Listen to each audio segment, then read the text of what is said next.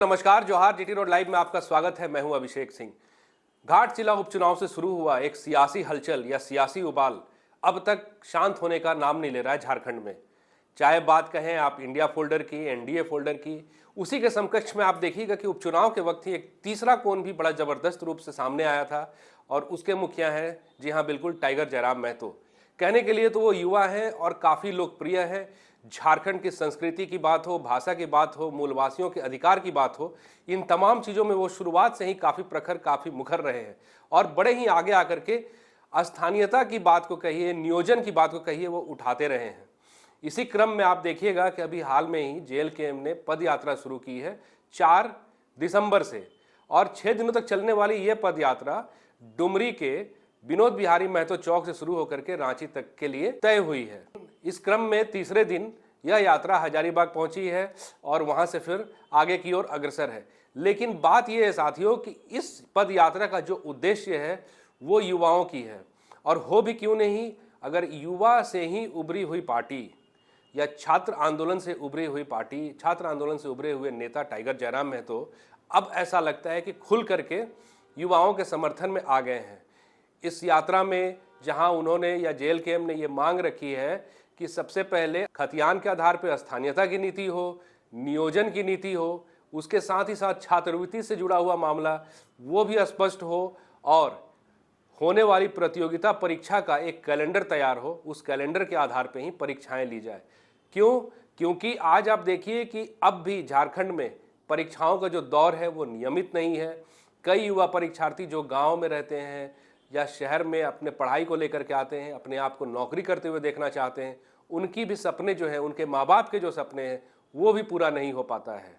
साथ ही साथ इस यात्रा में जहां एक तरफ जेएलकेएम के तमाम नेता जो हैं इस यात्रा का नेतृत्व कर रहे हैं, वहीं दूसरी तरफ तमाम कार्यकर्ताओं के साथ युवाओं को भी ये उम्मीद है कि विधानसभा के शीतकालीन सत्र में जरूर से टाइगर जयराम महतो इनकी बातों को रखेंगे। साथ ही साथ विधानसभा के मानसून सत्र का पहला दिन था और वहाँ पे टाइगर जयराम महतो ने जहां प्रवासी मजदूरों के सामने हो रही समस्याओं का जिक्र किया, जहां प्रवासी मजदूर जिनकी मृत्यु हो जाती है उनके शव को आने में इतना विलंब क्यों होता है, जहां बात बीसीसीएल के प्रताड़ना से तंग आकर के अपने आप को आग लगा लेने वाले जादू महतो की हो, या फिर बात अगर करें बीएसएल के विरोध प्रदर्शन के दौरान प्रेम कुमार महतो पर चली सीआरपीएफ की गोली से हुई उनकी मौत की हो, या फिर प्रवासी मजदूर विजय कुमार महतो जिनकी मौत विदेश में हो गई है, उनके शव के इंतजार में आज भी उनके परिजन जो है वो विगत 40 दिनों से अधिक आज भी इंतजार में बैठे हुए हैं।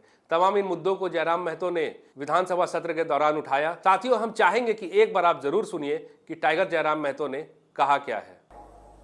कई राजनेता, कलाकार, उद्योगपति और आम नागरिक गुजर गए, जिनमें धर्मेंद्र, जिन्हें हिंदी सिनेमा का हीमैन कहा जाता है, सलाउद्दीन अंसारी जी जो गोड्डा संसदीय क्षेत्र से सांसद रह चुके हैं, श्री प्रकाश जायसवाल, जॉर्ज तिर्की, काली प्रसाद पांडे, बेंजामिन लकड़ा, उद्योगपति रामचंद्र रोंगटा, गोपीचंद हिंदुजा, पंडित छन्नूलाल मिश्र, गोवर्धन असरानी आदि प्रमुख हैं।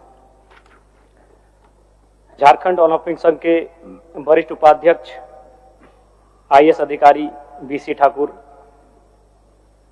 धारावाहिक महाभारत में कर्ण की भूमिका निभाने वाले मशहूर अभिनेता पंकज धीर, दो बूंद जिंदगी की, मिले सुर मेरा तुम्हारा जैसी लाइनें लिखने वाले पद्मश्री से सम्मानित पीयूष पांडे जी जो प्रमुख रहे, और साथ ही साथ हमारे चंदन क्यारी प्रखंड के भौजुड़ स्थित दामोदरपुर गांव निवासी सीआरपीएफ जवान शहीद मिलन सिंह राजपूत, जिनकी एक पेट्रोलिंग के दौरान कश्मीर के उधमपुर में बस खाई में गिर जाने से मृत्यु हो गई। कई घटनाएं ऐसी रहीं जो दिल को दहलाने वाली रही, मर्माहत करने वाली रही, जिनमें दिल्ली लाल किला में के मेट्रो स्टेशन में बम धमाके, सऊदी अरब के मक्का से मदीना जा रही बस दुर्घटना में मारे गए यात्रियों की घटना, तथा कई देश के राज्य के विभिन्न कोनों में शहीद हुए जवानों की मृत्यु की घटना, कतरास बीसीएल क्षेत्र में 6 मजदूरों के मरने की घटना, बिहार में 83 लोगों की छठ पर्व के अवसर पर मृत्यु की घटना, तथा कई ऐसी घटनाएं रही जिनसे देश को, राज्य को कहीं ना कहीं आघात हुआ, और जो लोग इन घटनाओं में मारे गए उन्हें मैं श्रद्धांजलि अर्पित करता हूं। साथ ही अध्यक्ष महोदय, हालांकि अभी अनूप दा ने उस विषय को रखा, विजय कुमार महतो मेरे ही विधानसभा के हैं और मैंने पत्र के माध्यम से सभी विभागों को लगभग पत्र लिखा, एमएससी को लिखा, केंद्र मंत्री को लिखा, जो विभाग के मंत्री हैं, राज्य मंत्री को भी मैंने लिखा, संजय यादव जी बैठे हैं, मैंने उनको भी पत्र लिखा है, गिरिडीह के कलेक्टर को, डिप्टी कलेक्टर को मैंने पत्र लिखा है। सही बात है, 40-45 दिन हो चुका है और विजय कुमार महतो का पार्थिव शरीर नहीं आ पाया है। बहुत ही दुखद घटना है, मात्र 25 साल का नौजवान था अध्यक्ष महोदय।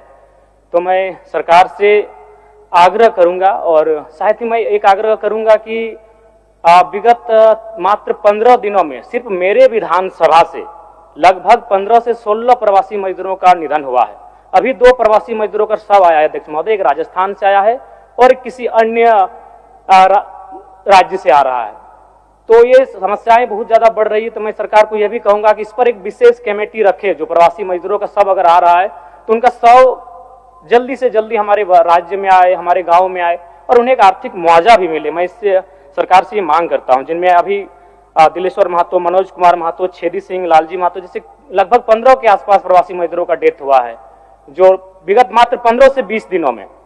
और साथ ही अध्यक्ष महोदय, प्रेम महतो काफी चर्चित मामला था, बोकारो में बीएसएल जो प्रोजेक्ट है, जहां पर वो अप्रेंटिस संघ वाले थे, धरना दिए थे और उनकी मांग थी नियोजन को लेकर, और सीआरपीएफ की गोली से उनकी हत्या की गई।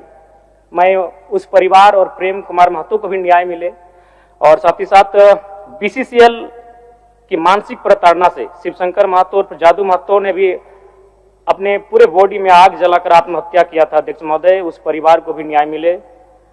मैं ये आप सबसे, आपके माध्यम से सरकार से मांग करता हूं। और साथ ही पुनः जो लोग हमारे बीच नहीं रहे, मैं उनको, उन सभी को श्रद्धांजलि। इस दुख की घड़ी में इस शोक पीड़ा को सहने की शक्ति मिले, मैं ईश्वर से ये प्रार्थना करता हूं। धन्यवाद। तो साथियों, आपने सुना टाइगर जयराम महतो ने कहा क्या।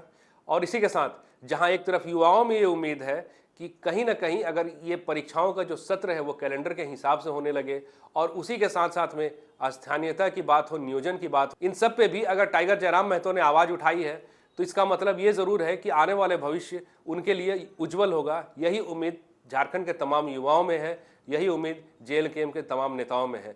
बहरहाल होता क्या है साथियों, ये तो आने वाले वक्त पे निर्भर है, जिसके लिए हमें, आपको और तमाम विद्यार्थियों को भी इंतजार ही करना है। आज के लिए साथियों बस इतना ही। जाते जाते आपसे वही आग्रह है कि अगर आपने हमारे चैनल को सब्सक्राइब नहीं किया तो ज़रूर कर लीजिए, हमारे वीडियो को लाइक ज़रूर कीजिए, शेयर ज़रूर कीजिए, कमेंट ज़रूर कीजिए। आज्ञा दीजिए। नमस्कार, जय हिंद, जय भारत।